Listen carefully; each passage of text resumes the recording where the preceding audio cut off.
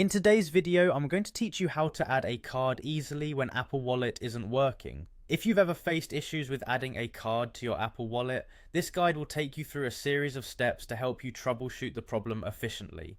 First and foremost, make sure that your device is compatible with Apple Wallet. Remember, Apple Wallet is a feature supported on iPhone 6 and later models. So if you're using one of these devices, you're good to go. Also, ensure you're operating on the latest version of iOS. This can really enhance your experience with fewer bugs or glitches to worry about.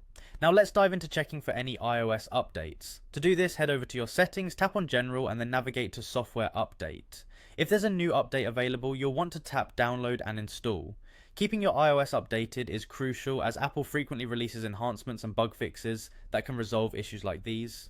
Once you've got the latest software installed, it's a good idea to restart your iPhone. Sometimes a simple restart can fix a variety of issues by refreshing your device's system. With your device up to date and rebooted, we can attempt adding the card once more. Open up the Wallet app and look for the plus sign in the top right corner.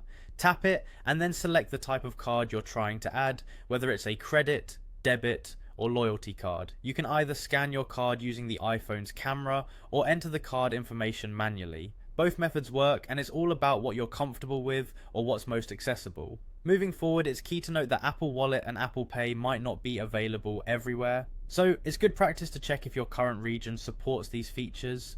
You can easily do this by visiting Apple's official Apple Pay availability page online. If all else fails, there's the option to reset your Apple Wallet as a last resort. To do this, go back to Settings, head to Wallet and Apple Pay, and tap on Remove All Cards. You'll then follow the on-screen instructions to complete the reset process. After this, try adding your card once more. Should you still experience issues after taking these steps, it could be due to something specific with your card or account.